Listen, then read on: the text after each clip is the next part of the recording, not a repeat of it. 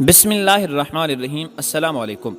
مولانا روم رحمۃ اللہ علیہ نے ایک بزرگ کی حکایت لکھی ہے کہ وہ حاجت مندوں کو کبھی مایوس نہ کرتے اور ہر آنے والے سائل کی ضرورت پوری کرتے، اور اپنے پاس ہوتا تو دے دیتے اور اگر نہ ہوتا تو کسی سے قرض لے کر دیتے۔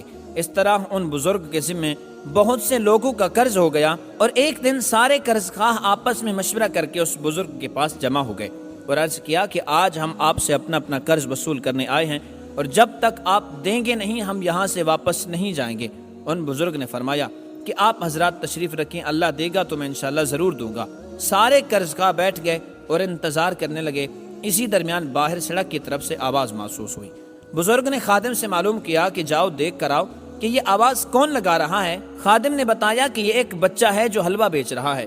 فرمایا کہ بھائی اس کو بلاؤ اور ان مہمانوں کی خاطرداری کرو۔ خادم نے اس بچے کو بلایا اور معلوم کیا کہ حلوہ کتنا ہے اور کتنے کا ہے، اور پھر ان بزرگوں کو اس کی اطلاع دی۔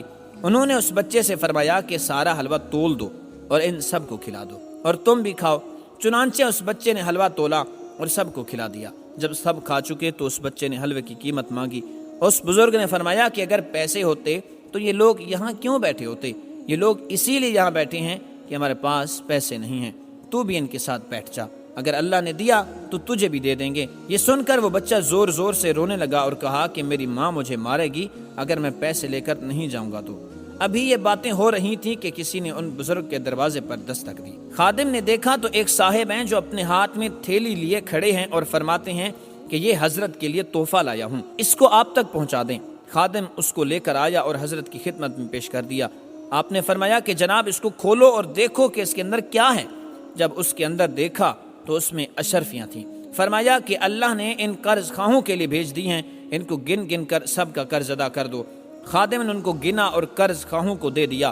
اس تھیلی میں اتنی رقم تھی کہ سارے قرض خواہوں کا قرض ادا ہو گیا، اور ساتھ ہی اس بچے کی حلوے کی رقم بھی ادا ہو گئی، اور سب لوگ چلے گئے۔ اس کے بعد ان بزرگ نے اللہ کی جناب میں عرض کیا کہ اے مالک، مجھے یقین تھا کہ آپ ضرور دیں گے، مگر یہ سمجھ میں نہیں آیا کہ آپ نے اتنا رسوا کر کے کیوں دیا۔ اس پر ان کو اللہ کی طرف سے الہام ہوا کہ ہم تو دینا ہی چاہتے تھے اور یہاں مانگنے والے تو سب تھے، مگر کوئی رونے والا ہی نہیں تھا، اس لیے ہم نے تاخیر کر دی، اور جب یہ بچہ رونے لگا تو ہم نے اس کی برکت سے دے دیا۔ ناظرین محترم، یہ قصہ اس بات کو سمجھنے کے لیے کافی ہے کہ اللہ کو رونا بہت پسند ہے۔ رونے پر اللہ کی ذات متوجہ ہوتی ہے، اس لیے دعا میں خوب رونا اور گڑ گڑانا چاہیے۔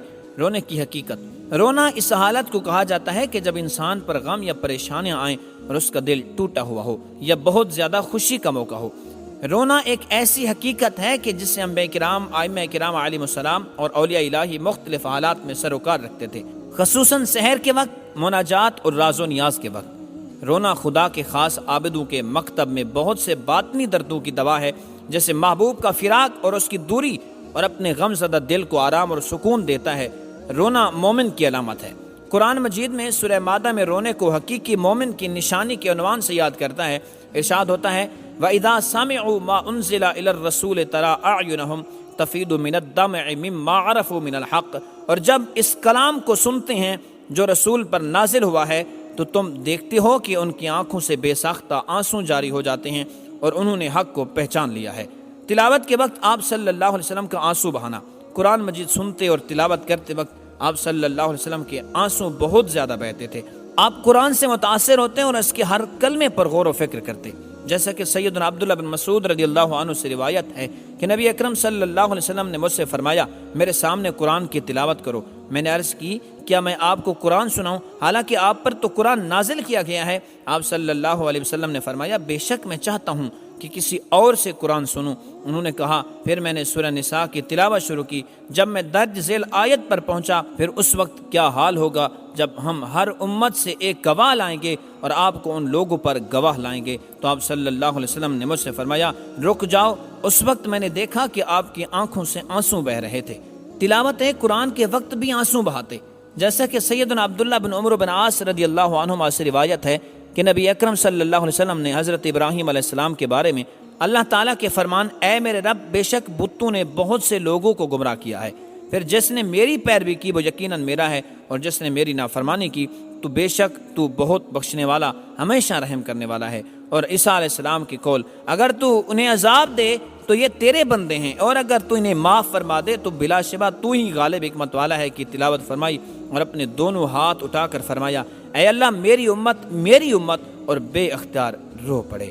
اللہ تعالی ہمیں اپنی جناب میں رونا نصیب فرمائے، آمین۔ اگر آج کا پیغام اچھا لگا ہو تو ویڈیو کو لائک کر دیجئے اور آگے دوستوں کے ساتھ شیئر بھی ضرور کر دیں۔ ہمارے چینل کو سبسکرائب نہیں کیا تو سبسکرائب کر کے بیل آئیکن کو آن کر دیں، اور ہم اس طرح کے اصلاحی واقعات لاتے رہتے ہیں، ہمارے ساتھ جڑے رہیے۔ السلام علیکم ورحمۃ اللہ وبرکاتہ۔